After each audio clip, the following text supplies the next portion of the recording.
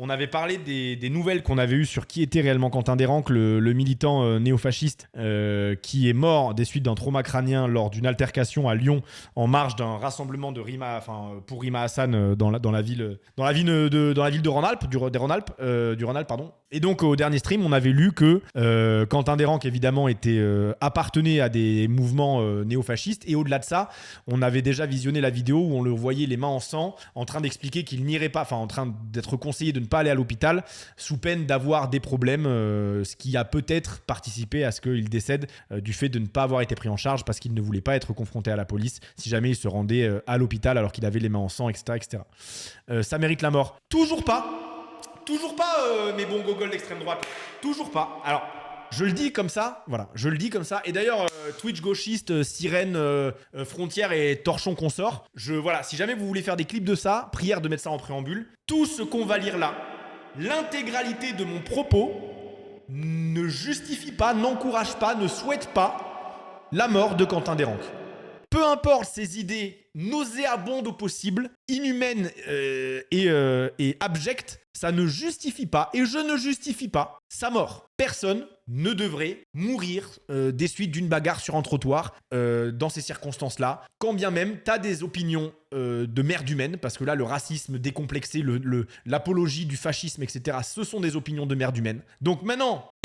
que ceci est dit, j'espère que s'il y a des comptes torchons de clips qui veulent se servir de ces extraits de ce que je vais faire là, vous serez à minima suffisamment professionnel pour diffuser ce préambule. Tout ce que je vais dire concernant Quentin Desranques ne justifie pas, et je ne justifie pas, et je n'excuse pas, et je ne souhaite pas sa mort ou la mort de qui que ce soit. Voilà, c'est bon, tout ça est dit, merci. Ok, donc maintenant qu'on a dit ça, on en a appris un peu plus du coup sur les circonstances de qui il était, et donc encore une fois, on s'en rappelle. En fait, pourquoi est-ce que c'est important encore une fois de parler de ce mec au-delà du décès et tout le tralala, c'est parce qu'il y a eu un écho médiatique qui a été fait autour de son décès assez retentissant. Il y a quand même eu 1 minute de silence à l'Assemblée nationale, ce qui est quand même un symbole très très fort. Et on se rend compte au fur et à mesure que les semaines passent que le profil de Quentin Desranques est quand même très border. C'est pas juste un mec d'extrême droite. C'est là on se rend compte que c'est vraiment un néo-nazi, néo-fasciste assumé avec des propos abjects. Et en fait, on est dans un cas typique de surréaction médiatique qui conduit à des actions politiques importantes comme la minute de silence à l'Assemblée nationale, sans avoir l'intégralité du portrait de la situation et du personnage. Et du coup, on se retrouve maintenant avec une Assemblée nationale pas mal dans l'embarras quand on constate a posteriori qui était réellement Quentin Desranques, à chaud, sans avoir l'intégralité des informations. Des politiques ont réagi sur des informations partielles. Donc voilà, c'est pour ça que c'est important d'en parler. C'est pas tant la mort de ce mec ou voilà, c'est juste que c'est symptomatique d'une précipitation politique qui demanderait parfois peut-être à être un peu plus retenu, mesuré, à prendre un peu plus de temps avant de se prononcer. Voyons voir ce qu'on a appris de plus et qui pose certaines questions quant aux réactions politiques de ce drame. Quentin Desranques, catholique traditionnaliste à la ville et néo-nazi en ligne. Le militant tué à Lyon gravitait depuis plusieurs années dans les cercles néofascistes locaux. Des milliers de posts anonymes sur X retrouvés par Mediapart montrent l'étendue de sa pensée raciste et antisémite, construite autour d'une glorification du fascisme et une nostalgie du nazisme. Il y a d'abord eu les hommages élogieux. Quentin est un nouveau converti au catholicisme, engagé pour le bien commun avec une noblesse d'âme impressionnante, décrivait son ami Baptiste Claudin le 16 février sur CNews. Puis est arrivée la minute de silence à l'Assemblée nationale à 15h le lendemain. Tout l'hémicycle s'est levé pour le jeune Quentin, les mots de la présidente Yael Braun-Pivet.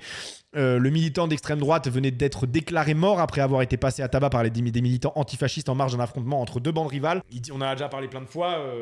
Aujourd'hui, l'extrême droite européenne se sert de la religion comme de bon prétexte pour justifier tout et n'importe quoi. Le jeune consacrait ses nuits à l'aide aux sans-abri et à la lecture, affirme encore l'avocat de sa famille, Fabien Rajon, qui a dénoncé le 11 mars le harcèlement de certains médias dont les prétendues enquêtes ne visent qu'à salir sa mémoire. Contacté par Mediapart, il n'aura pas répondu à nos sollicitations.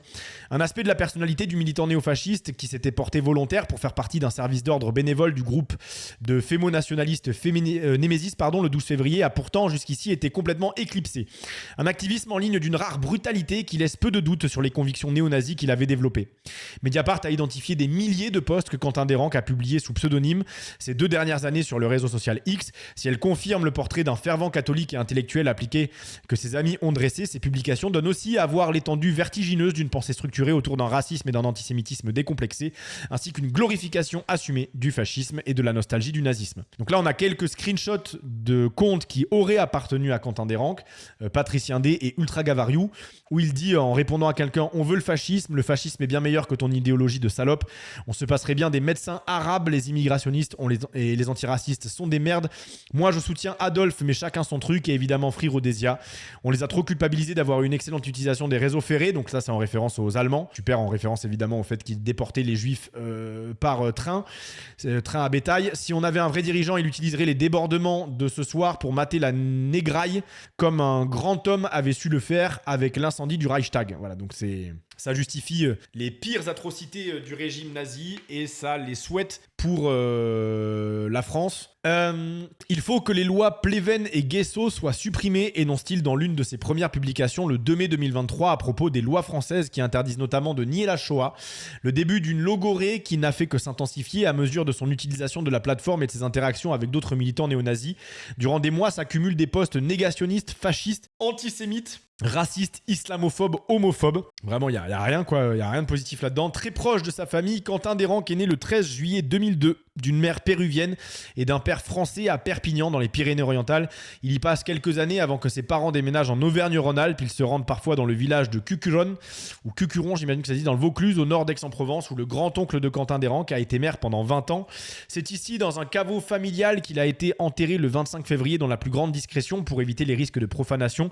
Les fleurs ont été déposées uniquement au milieu du cimetière du petit village, sous une statue de Jésus crucifié. Casapund Blocco Studentesco, lit-on sur une gerbe du nom de l'organisation néofasciste italienne, connue pour son influence sur la mouvance française. Donc c'est-à-dire que même les fleurs offertes, même les fleurs offertes à la sépulture de Quentin Desranques ont des références néofascistes. Enfin, alors là, je sais, on va dire, c'est pas de sa faute, lui il est mort, qu'est-ce que vous voulez qu'on y fasse. Enfin, c'est quand même, ça ne ment pas, quoi. Enfin, je veux dire, tu vis pas dans un milieu néofasciste et tu n'as pas d'idée néofasciste, on ne vient pas mettre des références au fascisme sur ta tombe. Enfin, quand même. Non mais c'est fou, le man est né d'un parent immigré, mais c'est toujours ça, les gars. Jordan Bardella a des origines italiennes, Éric Zemmour a des origines arabes, Jean Messia a des origines arabes, Cyril Hanouna a des origines de je sais plus quoi.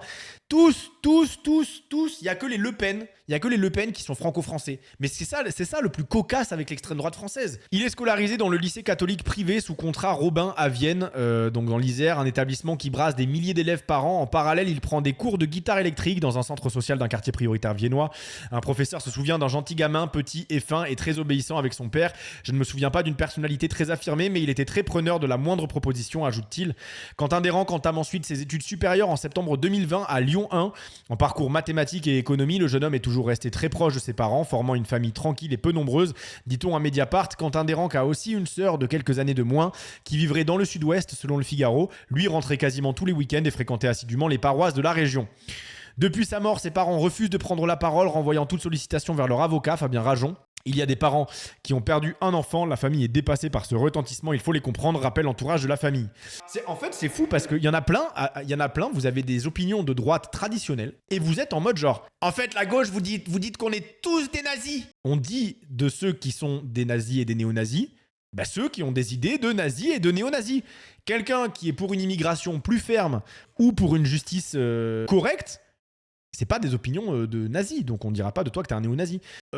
Une justice correcte, en fait, ça veut tout et rien dire, parce que moi, j'estime que ce sont des programmes politiques de gauche qui permettront d'avoir une justice plus efficace. Donc en fait, justice correcte, déjà, ça veut tout et rien dire, parce que justice correcte, ça peut très bien s'entendre. Le terme « je veux une justice correcte » ou « je veux une justice plus efficace », ça peut très bien s'entendre à gauche comme à droite. C'est juste la manière d'y arriver qui est pas la même. Parce que quand tu dis « je veux une justice correcte », tu veux quoi? Des peines plus lourdes de prison? Oui, mais si on t'explique en 4 par 3 que les peines plus lourdes de prison, c'est pas ça qui va faire augmenter la sécurité dans les rues. Est-ce que du coup, enfin, tu vois, quant à une immigration, quant à être contre l'immigration incontrôlée, mais parce que tu penses qu'aujourd'hui, en France, l'immigration, c'est la fête à la saucisse. Tu penses que tu obtiens tes papiers français comme ça, juste t'apprends à chanter la Marseillaise et t'as tes papiers français. Mais tu sais qu'aujourd'hui, pour être naturalisé français ou pour avoir des titres de séjour en France, c'est déjà une galère sans nom. Hein. C'est déjà une galère sans nom. Donc, en fait, c'est ça le truc. On dit de gens qui sont des néo-nazis ou des nazis lorsqu'ils ont des opinions de néo-nazis ou de nazis.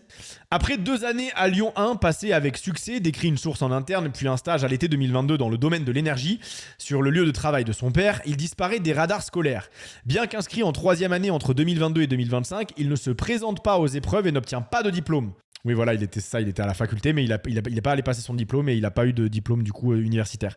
Ce n'est qu'en septembre 2025 qu'il se réinscrit dans un autre cursus suivant un bachelor universitaire de technologie et de sciences des données à Lyon 2. De ces 3 années de creux, on ne sait quasiment rien selon les témoignages de ses proches. C'est à cette période que sa fréquentation des paroisses s'intensifie. C'est aussi à cette époque que Quentin Desranques poste frénétiquement sur X. Ok, donc c'est une période où il est sorti du parcours universitaire, qu'on ne sait pas grand-chose de lui, qu'il aurait vrillé apparemment extrême droite, relan néofasciste. Apologie du fascisme et du nazisme. Alors, allez savoir par quelle porte d'entrée il est rentré dans ces mouvances-là. Alors là, il peut y avoir plein d'explications. Ça peut être de l'influence masculiniste sur les réseaux. Ça peut être un ressentiment, un ressentiment et des biais alimentés, nourris par des médias traditionnels. Ça peut être une agression. Ça peut être par quelle porte, durant ces quelques années, ça peut être des membres de sa famille, des amis. Quelle porte l'a fait rentrer là-dedans ? Apologie du fascisme et du nazisme, au printemps 2023, il crée 2 comptes anonymes sur les réseaux sociaux d'Elon Musk, Patricia Indé et Gavariou. Sur le premier, il publie près de 7000 fois en 1 an, c'est colossal. De 2024 à janvier 2025, il bascule alors parfois sur l'autre, présenté comme son compte secondaire, et un troisième, Ultra Gavariou, créé en avril 2025, où l'on dénombre 3000 publications jusqu'en février 2026. L'exégèse de ces milliers de messages montre que non seulement il se revendiquait du fascisme, on veut le fascisme, et se définissait comme un fasciste en janvier 2025, mais qu'il prenait aussi le temps de le théoriser. Un fasciste est quelqu'un qui soutient le fascisme, c'est-à-dire qu'il affirme la primauté de l'État sur l'individu. Il souhaite que l'État soit une force régénératrice d'un ordre moral et qu'il unisse la nation. Il s'oppose au libéralisme et au marxisme. À minima, il assumait. On lui enlèvera pas qu'il faisait pas semblant, quoi. Ça, il aura ça pour lui jusqu'à la fin. Il lui arrive d'ailleurs de recadrer d'autres militants de droite peu avisés qui qualifieraient les antifascistes de fascistes. Les fascistes et les antifas ont littéralement 2 visions opposées de la société. La violence politique n'est pas propre aux fascistes, elle est intrinsèque à la politique quand on a un peu de caractère. S'agace-t-il en novembre 2024. Tantôt sérieux, tantôt goguenard, il multiplie également les références nostalgiques au nazisme en apprenant en novembre 2024 que 8 Allemands préparaient un coup d'état néo-nazi. Il compare cette initiative au putsch de la brasserie d'Hitler en 1923 à Munich, survenu 9 ans avant l'accession du chancelier nazi au pouvoir. Dans 9 ans, nous serons définitivement de retour, prophétise-t-il, lorsqu'un internaute... Donc nous serons définitivement de retour. Je sais pas ce que ça peut être le nous, hormis le nazisme. Hein. Lorsqu'un internaute poste un chapitre de Mein Kampf d'Adolf Hitler, il abonde à faire lire à tous les lycéens. Okay. En juillet 2024, alors qu'un internaute manifeste son soutien au... Désolé, je vais le lire, je cite, au PD, trans et Adelph, il réagit « Moi, je soutiens Adolf, mais chacun son truc ». 1 an plus tard, lorsqu'un utilisateur du réseau social mentionne les retards des trains en Allemagne, il répond le 14 août 2025 « On les a trop culpabilisés d'avoir une excellente utilisation des réseaux ferrés ». Le jour où 18 mois de prison sont requis contre le leader néo-nazi Marc de Cacré pour avoir passé à tabac des militants de SOS Racisme, Quentin Desranques commente, soutien à lui, il n'a rien fait de mal, et quand le député Antoine Léaumont rappelle à Julien Audoul que son parti, le Rassemblement National RN, a été fondé par des Waffen-SS, Quentin Desranques assume, et c'est très bien. Dans la presse, les amis de Quentin Desranques ont multiplié les références à sa grande bibliothèque et à son goût pour la lecture, mentionnant par exemple Aristote, saint Thomas d'Aquin et saint Augustin, mais le jeune homme de 23 ans avait aussi une fine connaissance des auteurs négationnistes. Il recommande plusieurs fois les 2 livres Nuremberg de Maurice Bardèche et Premier négationniste français, où l'universitaire plaide en faveur de l'Allemagne nazie, ni l'existence de la Shoah, et diffuse des idées fascistes et antisémites pour lesquelles il a été condamné pour apologie de crimes de guerre. Donc le mec a des bouquins négationnistes comme livre de chevet, c'est bien, ok. Quentin Desranques valorise aussi les écrits de Jean-Jacques Stormé, auteur qui plaide pour un ordre politique autoritaire inspiré du fascisme catholique et recommande sans sourciller les décombres, pamphlets antisémites et collaborationnistes de Lucien Rebatté, soutien du nazisme. Ces lectures étaient surtout fondées sur Aristote, saint Thomas d'Aquin ou Patrick Buisson, ex-conseiller de Nicolas Sarkozy. Ouais, enfin, je veux bien qu'entre nous, quand t'es avec des potes, tu puisses faire un peu d'humour noir de temps en temps. Mais acheter des bouquins négationnistes qui légitiment le nazisme et les avoir dans sa bibliothèque, est-ce qu'on est vraiment toujours dans le registre de la blague? Ouais, 7000 tweets aussi, c'est quelque chose. La religion au centre. À la ville comme en ligne, la religion semble omniprésente dans la vie de Quentin Desranques. Selon ses amis cités dans la presse, il serait même devenu le parrain de la confirmation de son propre père, qui l'aurait initié à la foi catholique. Mon père a préféré le catéchisme de Saint-Pie X, de Saint-Pie X, pardon. Au début, il a ensuite continué avec le compendium lorsqu'il suivait les cours de l'abbé. Le catéchisme de Saint-Pie X est plus digeste pour ceux qui commencent, décrit en effet le jeune homme en novembre 2024 sur X. En famille, il fréquentait assidûment la chapelle Notre-Dame de Lille à Vienne, située en bordure de la route nationale. Pour y accéder, il faut contourner un EHPAD du même nom et emprunter une route étroite où une seule voiture passe à la fois. C'est ici que la famille Desranques assistait à des messes traditionnelles. Les portes du bâtiment sont toutefois closes depuis le 1er septembre 2025 car le clocher de l'église du XIIe siècle fuit et le bâtiment n'est plus aux normes électriques. Pour les fidèles qui venaient célébrer ici la messe selon l'ancien ordo, 2 dimanches par mois, il a été convenu de délocaliser cette proposition paroissiale au sein de l'église de Jardin, lit-on sur 2 feuilles A4 placardées à côté de l'entrée. La famille Desranques s'est donc repliée vers ladite église de Saint-Théodore dans la commune à 5 km de là. On y dispense des messes traditionnalistes, confirme un habitant sur place. Ce type de messe, dit en latin, s'est raréfié en France depuis les réformes engagées par le Vatican dans les années 70, mais connaît un regain de popularité ces dernières années auprès d'une jeunesse très croyante sur X. Quentin Desranques ne faisait d'ailleurs pas mystère de son opposition à la décision du pape François de restreindre en 2021 l'usage de la messe en ancien ordo, thème qui désigne le calendrier liturgique. Dans l'église catholique, X semblait être pour lui un lieu d'échange avec des dizaines d'interlocuteurs et interlocutrices très croyantes, passionnées, avec lesquelles il échangeait régulièrement sur la fraternité sacerdotale Saint-Pie X. Putain, c'est un bordel. Hein. Il se souhaite une sainte épiphanie et font même des tests en ligne pour savoir quel saint les accompagnera en 2025. Et lui, il était tombé sur Saint François Xavier. Donc là, on a des trucs, voilà. Alors là, il y a d'autres trucs.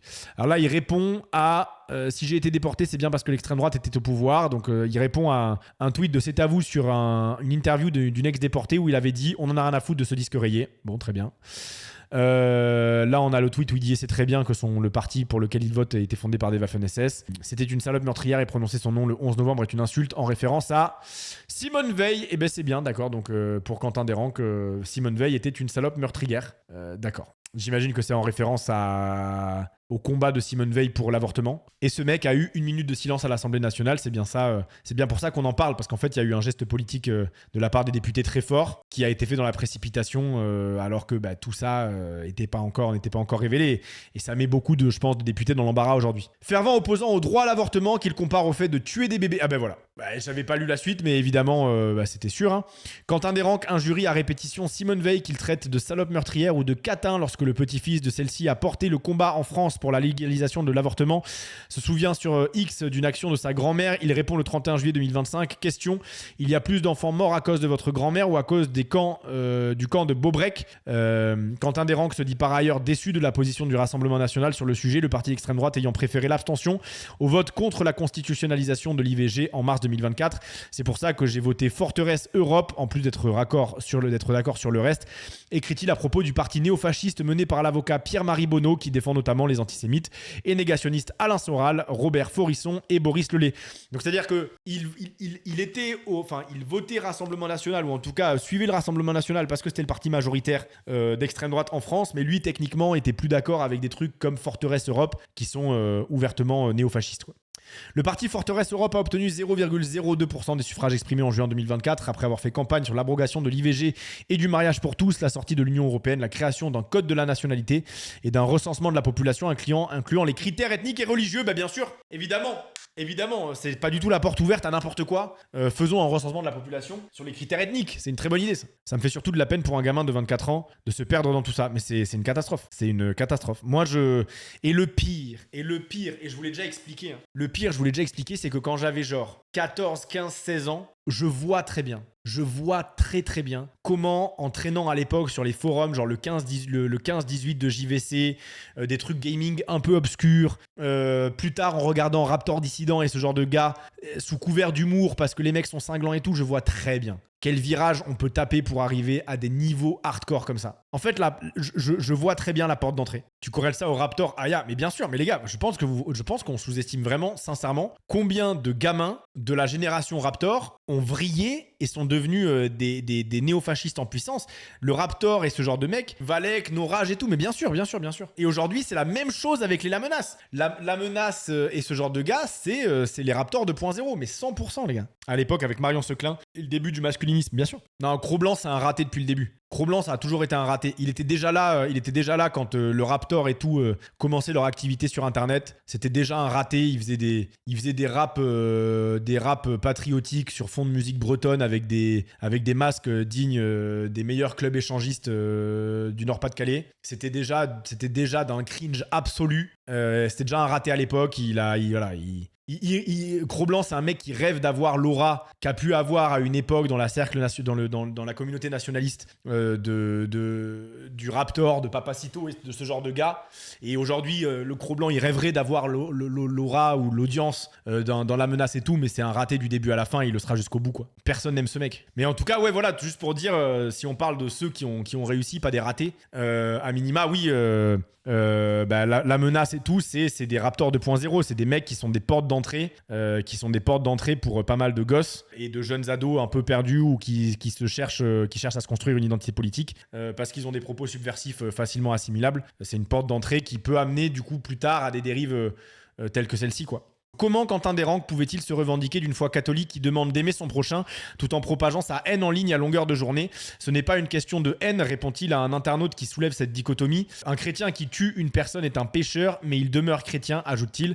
Il était de droite, tendance nationaliste et illibérale. Il aimait son peuple et sa civilisation, mais épousait en même temps la modernité. Résumé pour Le Figaro, son ami Vincent Claudin, ce dernier assure ne pas se souvenir des posts de son camarade. Pourtant, leurs comptes dialoguaient régulièrement. Il tient à souligner auprès de Mediapart: quelques messages sur Twitter ne sont pas représentatifs des engagements d'une personne. J'en sais quelque chose. Oui, mais là, Vincent, tu conviendras bien qu'on n'est pas sur quelques posts sur Twitter qui seraient représentatifs. On parle quand même de propos hardcore, répétés, assumés, soulignés. C'est pas genre une fois il aurait dérapé et aurait fait une blague un peu border en référence au Troisième Reich. Non, c'est pas ça. Là, c'est des propos assumés, répétés. C'est pas genre une fois il a fait une vanne sur les camps de concentration en 2-2 à des potes en privé sur Twitter. Non. Là, c'est vraiment des trucs assumés, durs, répétés. Il y a quand même des limites. Alors, assistant parlementaire de la députée RN Lisette Paulet, Vincent Claudin a en effet été licencié le 24 février après que Mediapart a exhumé des dizaines de posts pro-Hitler, racistes et antisémites qu'il publiait lui aussi sous pseudo.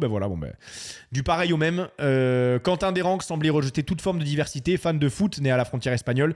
Il a un moment suivi le FC Barcelone de Messi. Il a préféré soutenir l'Autriche à l'Euro 2024 car il lui était impossible de supporter l'équipe censée représenter la France à cause de ses joueurs noirs et musulmans. Il ressemblait beaucoup à sa maman, il y avait un mélange d'origine dans la famille. Pour quelqu'un de l'extérieur, son cheminement est incompréhensible, confie son ancien professeur de musique. Le militant, dont la mère est péruvienne, assumait sa vision profondément racialiste et raciste de la société française. Quentin Desranques s'exprime sur les réseaux comme un suprémaciste blanc. Mais frérot, ta mère est péruvienne et tu es issu de l'immigration à génération plus 1, quoi. Tu es fils d'immigrés, mais les gens en mode: avant je regardais le Raptor et Valek, puis j'ai été remis sur le droit chemin du communisme. Félicitations, vous êtes passé du PNJ influençable au PNJ influençable avec un skin différent. Personne ne dit qu'ils sont passés au communisme et tout.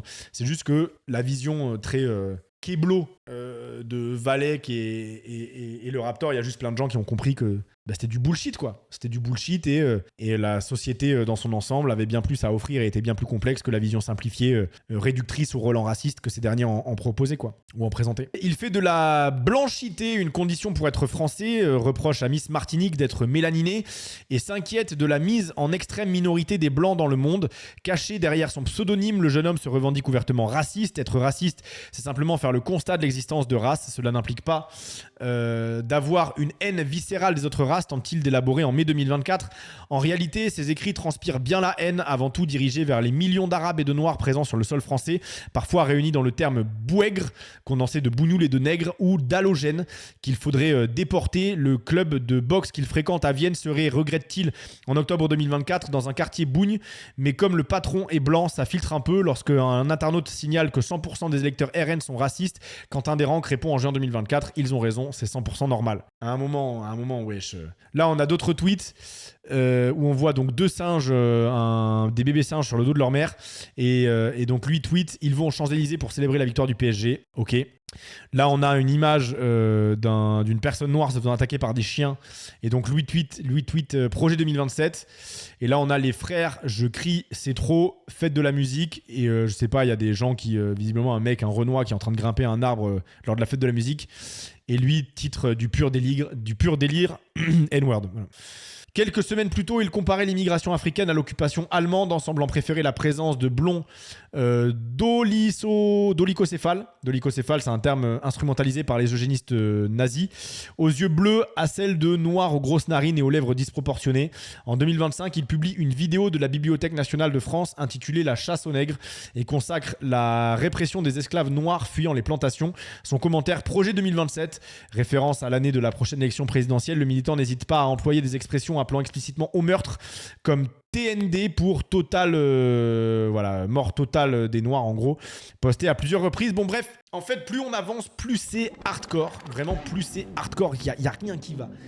Racisme, antisémitisme, enfin tout, il n'y a rien qui va c'est un suprémaciste blanc, néo-nazi, tout ce qu'il y a de plus pur jus. Et après je suis curieux d'aller voir la réaction de l'Assemblée nationale, parce que j'imagine qu'au sein de l'hémicycle, cet article de Mediapart a dû un peu tourner quand même. Un rapport à la violence. Son engagement était guidé par la non-violence. Quentin détestait les conflits, n'avait jamais participé au moindre fait de violence, ne s'était jamais retrouvé en garde à vue et son casier était vierge de toute condamnation, a rappelé son avocat Fabien Rajon.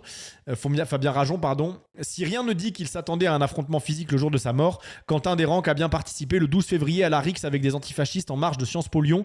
Loin de fuir l'affrontement, il apparaît dans plusieurs vidéos, capuche bleue enfoncée sur la tête, se tenant en garde en première ligne, sans que l'on sache s'il a porté des coups. Quentin Desranques n'était pas un bagarreur aguerri, mais il en prenait le chemin.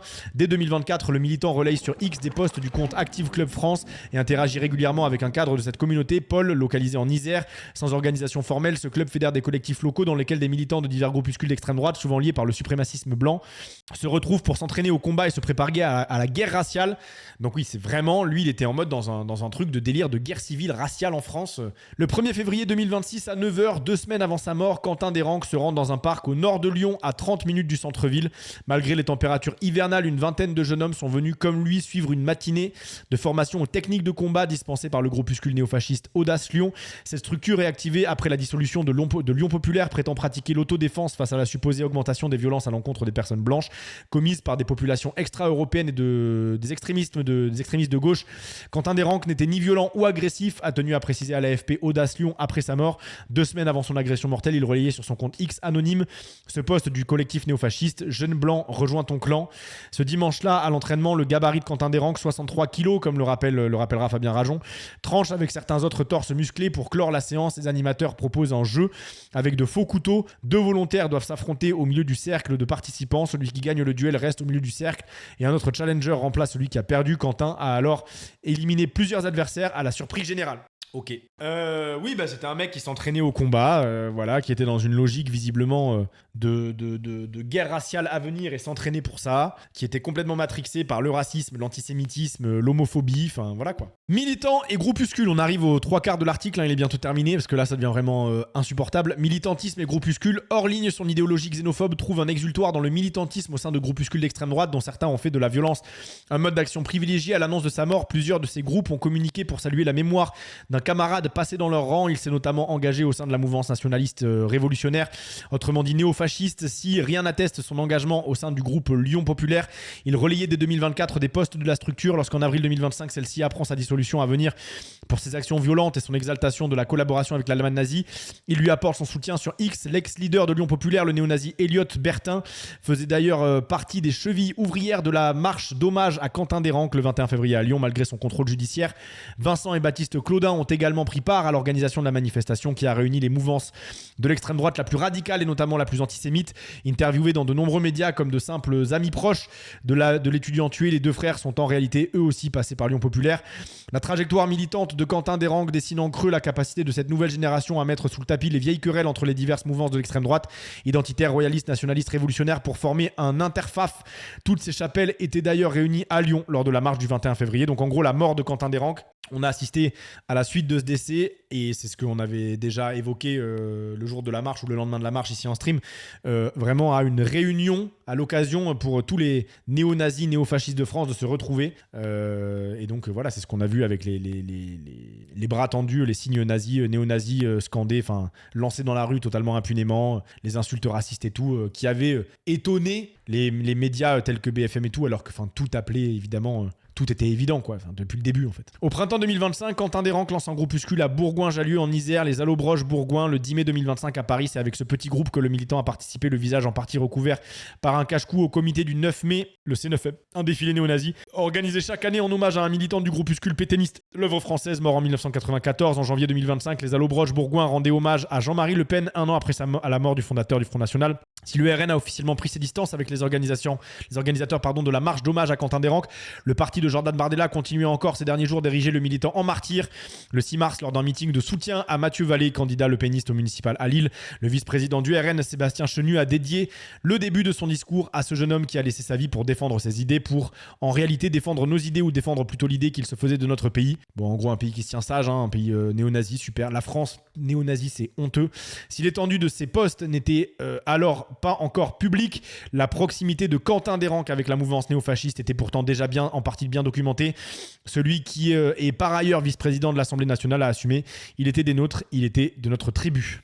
Catastrophe. Donc on a le RN qui tenait des propos genre il était des nôtres, il était de notre tribu, alors que on s'aperçoit là que c'est un néo-nazi, c'était un néo-nazi notoire. Voilà pour ce qui est du profil de Quentin Desranques, auquel l'Assemblée nationale a rendu 1 minute de silence. Un néo-nazi, antisémite, raciste, tout ce que vous voulez, notoire. Alors voilà, on a Libération qui nous en parle et après on change de sujet. On a Libération qui nous en parle avec ce papier-là. Chez Paul, les révélations sur l'idéologie néo-nazie de Quentin Desranques mettent l'Assemblée nationale dans l'embarras. La minute de silence en hommage à Quentin Desranques avait provoqué un malaise chez certains députés. C'était encore plus le cas après les révélations de Mediapart sur ce militant néo-nazi.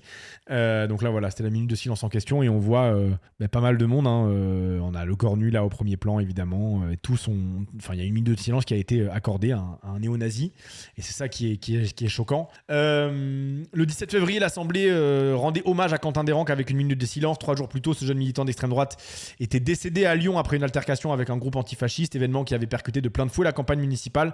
La commémoration parlementaire avait mis mal à l'aise certains députés de gauche. Moins d'un mois plus tard, la gêne est encore plus justifiée après les révélations de Mediapart sur l'activité numérique de ce militant d'extrême droite. Le site a retrouvé des milliers de posts, notamment sur X, dans lesquels il multiplie les propos racistes et antisémites et nostalgiques du nazisme, comme on veut le fascisme, moi je soutiens Adolphe, mais chacun son truc. Bon, ça on a lu de toute façon. Vraiment, je suis heureux, je suis content de ne pas m'être rendu à ce scandale, nous confiait Pouria Amir Shahi, quelques jours après la minute de silence. Le député écolo assume d'autant plus après ces nouvelles informations. Je n'ai souhaité et ne souhaite jamais la mort de personne, mais ces révélations confirment à quel point honorer la mémoire d'un nazi était une déchéance morale qui a sali la République. Décidément, cette minute de silence ne m'aura pas manqué.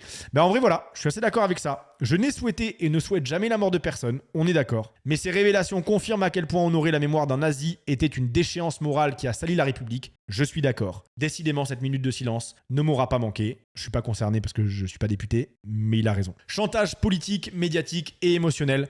On avait demandé qu'elle soit plus large que Quentin si elle devait avoir lieu, nous rappelle un député PS qui lui aussi avait boycotté l'hommage et regardé le moment depuis son bureau du Palais Bourbon, et le même de regretter que la présidente de l'Assemblée, Yael Braun-Privé, a cédé à Ciotti et à la pression médiatique. Il ne s'agissait pas d'héroïser un jeune homme d'extrême droite, mais de dire qu'on ne peut pas mourir pour ses idées, ajoute un cadre de la gauche à l'Assemblée qui reconnaît toutefois avoir été estomaqué qu'on ait fait ça. Le chantage à la fois politique, médiatique et émotionnel qui a été imposé par Ciotti à l'origine de la demande de la minute de silence au nom de son groupe UDR, et le RN est typique de la fourberie dont l'extrême droite s'est toujours rendue coupable. Que la présidente de l'Assemblée y ait cédé avec tant de facilité dit tout d'une époque où les esprits se fragilisent fragilise. Nombre de démocrates sincères ont été pris au piège de la sidération et de ce chantage, poursuit Amir Shahi. Donc voilà, en fait, c'est une demande, cette minute de silence pour un néo-nazi. C'est une demande de Ciotti et du RN. Et ce qui est regrettable, c'est qu'elle n'ait pas été élargie à plus que juste Quentin Desranques, mais juste à toutes les morts dues à des conflits politiques, ce qui aurait aussi concerné des personnalités de gauche et du centre, ou de droite traditionnelle, ou alors juste qu'elle ait été refusée, quoi. Tant qu'on n'avait pas les éléments suffisants sur le profil du personnage. La présidente de l'Assemblée est horrifiée par ces révélations, répond à chez Paul l'entourage de Braun-Pivet, rappelant que la minute de silence a été adoptée à l'unanimité en conférence des présidents avec même un avis favorable de Mathilde Panot. L'hommage était lié au contexte de grand émoi, oui mais trop tôt. Poursuit-on avant d'ajouter: rendre hommage à un jeune homme mort de manière violente ne signifie en aucun cas approuver ses idées ou ses propos. Ces hommages rappellent le rejet de la violence par l'Assemblée.